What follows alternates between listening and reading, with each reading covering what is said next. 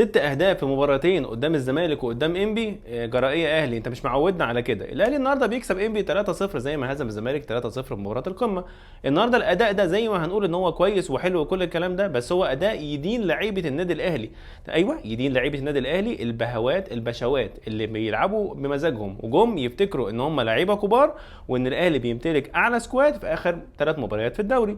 لعب حلو قدام الزمالك ولعب حلو قدام انبي وقدم لنا اداء كويس. حسين الشحات بيتالق، زيزو بيتألق، بن شرقي بيحرز، والاهلي في صدمه. طيب انت كان فين الاداء ده؟ انت عارف لو دلوقتي كنت بتقدم الاداء ده طول الموسم، انت عارف انك كنت حاسم الدوري من زمان قوي. فانت دلوقتي عايز تكسب الدوري على اساس ايه؟ هل الزمالك هيقع في اخر مباراه؟ هيغلب سيراميكا.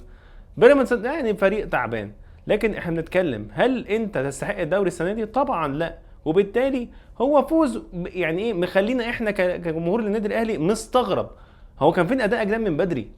كان فين الاداء ده من بدري؟ يعني انت عندك الامكانيات وعندك الثقه وعندك وفي الاخر قدمت لي موسم سيء جدا وضيعت كل البطولات من ايدك، وجاي تفرحني بمباراه الزمالك ومباراه انبي. والله حرام عليكم.